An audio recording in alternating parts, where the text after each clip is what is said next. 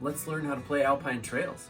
If you've completed the game's setup, every player will already have a base camp tile in front of them and a bonus card as well that they can look at and not share with anyone else. You will also have counted out the right number of tiles to play. For a 2-player game, you'll have 64 tiles, random tiles in the bag here. You can see what those look like. For a solo player game, it's 32 tiles. 2 players, 64 tiles. 3 players, 96. 4 players, 112 tiles. And 5 players, 130 tiles. That table is in the front of the rulebook, just in case you need that. Now, the game is played in rounds simultaneously. All players grab 2 tiles out of the bag. Obviously, not everyone's hand fits in the bag at the same time, so pass it around. Everyone's going to take 2 tiles and add them to your map. It's pretty simple. We'll talk about how those are added to the map in just a second. Everyone will grab their tiles, add them to their map. Once everyone's done, that's the end of the first round. You just repeat until the bag is empty. Once the last tiles have been played, the game will be over and you'll tally up your score. Now let's talk about placing these tiles. You'll be always placing 2 tiles at a time. They do not have to be adjacent to each other, but they do have to be adjacent to something already on your map. All the tiles are dual-sided. There's a trail side and there's a terrain side on every tile. You can play them whichever way you want, and you can rotate them any way you want, and you can add them on. There's just some simple rules for tile placement. All right, trails have to connect to either a campsite, including this base camp tile, or these other campsites, which we'll talk about later, or they must connect to another trail. This is totally fine. You cannot place a trail in a way that makes it not connected to anything. That doesn't work. You can cover up sides of base camp, that's fine, just like this, but you can't ever do something that would leave a trail abruptly ended like that. That's a no-no. Those are all the rules really for placing trails, pretty simple. The reverse side is the terrain side. Those can be placed anywhere. Again, they can't abruptly end a trail. I can't do something like that, but they can otherwise be kind of placed anywhere. Now you'll notice that there are 4 little types of icons on these trails, or on all the tiles. Each of these little icon types represents a different terrain type. The terrain type does not matter when you're placing tiles. Any terrain type can go next to any other terrain type, but it will matter for scoring at the end of the game. You will score for having clusters of the same terrain all next to each other, so you might want to focus on that, especially if your bonus card personal objective leans you toward that. So that's something to pay attention to. I've placed my first tiles and I'm drawing a couple more. Let's talk about forks. Some of the trails have a little fork in the road like this. The reverse side is still a habitat or terrain like we've seen everywhere else. But some of these have these little forks in the road. When you choose to place one of these fork tiles with the fork side up, you'll put a little signpost on the middle of it there, which is going to help you remember a few things later on in the game. And you're going to announce to all the other players that you've placed a fork in your path and which terrain type it is. In this case, it was the marsh. Now, all of my opponents, every other player, not me, but every other player is going to get the animal associated with that terrain type. If we look at the animal card, the animal associated with the marsh is the moose. So every other player in the game is going to get a moose, not me. Later on in the game, if someone else plays a marsh fork, I'll get my chance to get a moose tile as well, but right now I don't have that.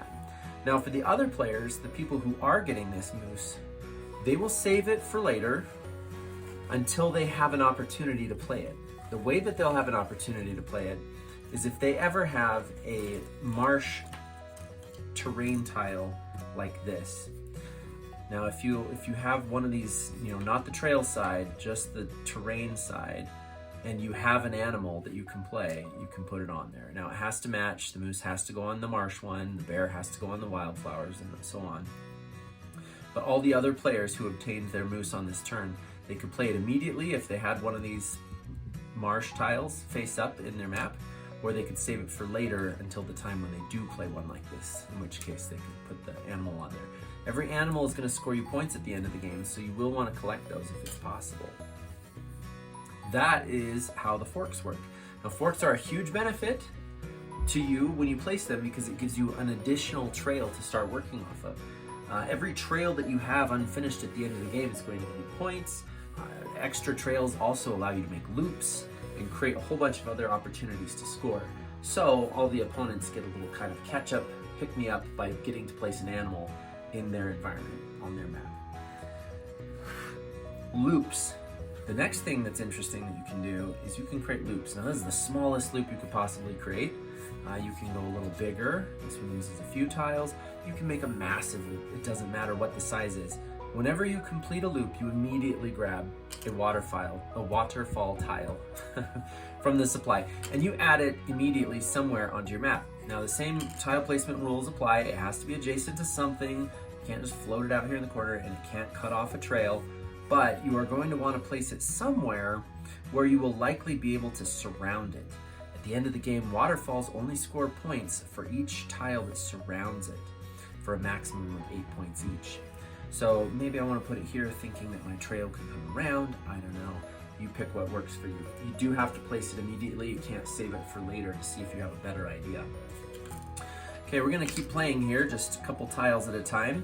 I'm not going to do any great strategies here just for the sake of showing you how the game works. Let's just drop a few tiles in here and make a path. My next turn I'll grab a couple more random tiles from the bag. And note, yes, these should all be hidden in the bag. Now, campsites is the next thing I want to talk about. Whenever you have a trail that is at least 6 miles long, and you'll see if you look closely, these tiles all have a distance on them. Most of them are 2 miles. There are a few in here that are 3 miles. We'll show some of those later. As soon as you hit 6 miles with a trail, you can, at your own discretion, discard one of your tiles that you drew for this turn. Here's my 2 that I took from the bag. I can discard one off to the middle. Don't put it back in the bag or it's going to mess up your end of game. Discard one and take the campsite instead. You can place that campsite so long as it's at least 6 miles away from any other campsite, including base camp. You'll put a little tent on it, and that will serve as a reminder that you're going to score 8 points at the end of the game for having developed a campsite here. Now, these campsites have the same properties as the base camp. You can start new trails off of any one of the sides if you want to, but you also don't have to. You can put pieces right up against them. It's not cutting the trail off. So I still have to place this other tile that I drew. Maybe I would put it here, making yet another little loop. Grab that waterfall tile and tuck it right here. Yes, waterfalls can help surround other waterfalls. That might be a good strategy here.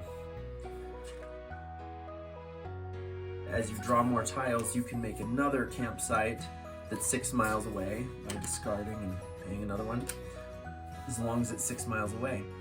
Yes, you can create loops between campsites. You can loop back to the base camp. You can do so many things. It's up to you to figure out the best strategy that works for you. Okay, I've finished taking all of my turns. All of my tiles have been placed. The next thing that we're going to do is cap off every trail that we've started with a lake. Now, the reverse side of all the campsite tiles and the waterfall tiles is a lake. So you can just grab any of those that you want, flip them over, and put those lakes on the end of every trail that you've started. Got one more hiding here. It doesn't matter how long that trail is or how short. You don't need to cap off campsites where no trails were started, just the places where actual new trails are started. So it looks like I only have 3 lakes. Now it's time for the final scoring. There's a pad of sheets here to keep track of the score. It's included. There's scoring in a few different categories, and we're going to go through each of those really quick here. So first, we're going to score points for our largest grouping per terrain type. So when you have more than one of a tile altogether of the same type, we call it a habitat. Your largest habitat for each terrain type is going to score points. So let's start with forest, the skinny little trees. Let's find the largest habitat of trees. It looks like it's this grouping right here. We have a couple isolated out here that don't count. Kitty corner doesn't count. This grouping is the largest. Now when we count these, we count the icons. So we have 1, 2, 3, 4, 5. These terrain side only ones count as 2 because they have 2 icons here. So 5 points, 5 icons in my habitat for my largest forest. So we'd write 5 points here. Now meadows, where's my largest meadow of flower icons?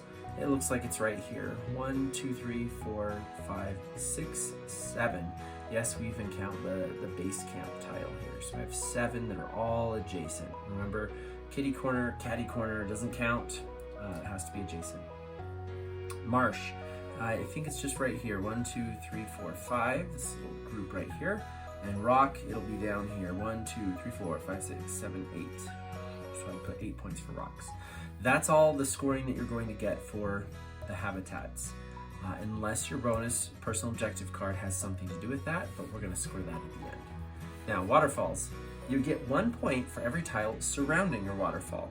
That's adjacent and diagonal. Waterfalls are unique in that diagonals count, they matter. So looking at each one individually, count how many tiles surround it.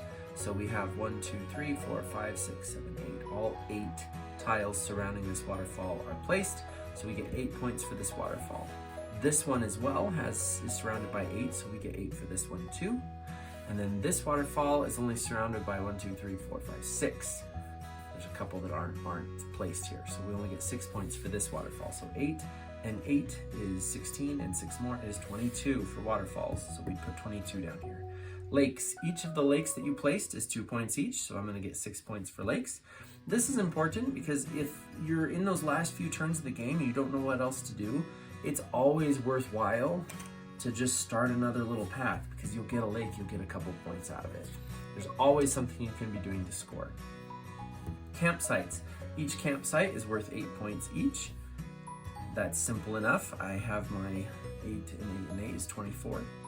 Animals. I've finished this game and I only have 1 animal on here. That's just going to give me 2 points, 2 for each animal that you have. Remember that you only get these animals when other players play forks, and you only get the animal that matches the habitat of the fork they played.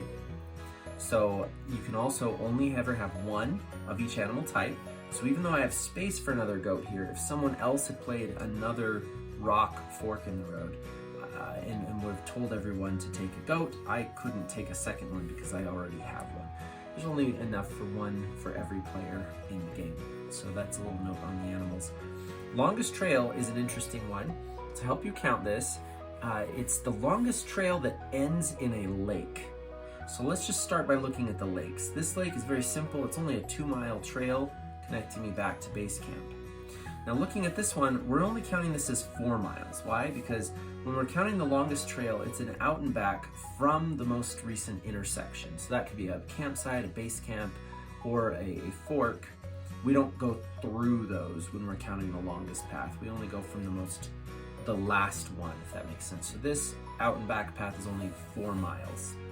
So this isn't our longest one. The longest one instead is this one right here. We have 3, 6, 9, 11, 13 miles right here, which is great. That's great. We'll put that down for 13 points. 1 point per mile. 13 miles, 13 points for our longest trail. And the last thing that we need to score is our personal bonus card. In my case, I score 1 point for every rock that's next to a tent. And like waterfalls, we're going to count these adjacent and diagonally. These tents don't have any rocks by them, but this one does. I have 1, 2, 3, 4, 5, 6, 7. So 7 points for my personal bonus. Now, to go over a little bit of those personal bonus cards, there are a couple of nuanced rules. You'll see those on page 10 in the rulebook. But for each of these ones where adjacency matters, we do, for where next to a tent, we do diagonal and kitty corner, but we're only counting the rocks. So unlike the waterfalls where we count each waterfall, right, and we get the points, in this we're not counting each campsite and then counting rocks twice. We're counting each rock. Is this one by a tent? Yes. Is this one? Yes. Yes, yes. Yes, yes, yes. No, right? So you would never count the same tile twice because we're counting rocks next to tents, not the other way around. Alpine Trails is great fun, plays in about 20 minutes. If you have any questions, check the last page of the rule book. There's a QR code you can scan to ask questions where we'll have FAQs for any things that come up anything that we might have missed in the rulebook or that people find confusing, happy to answer those questions and make sure you're playing Alpine Trails and enjoying it. We know you'll love it because we do. Happy playing.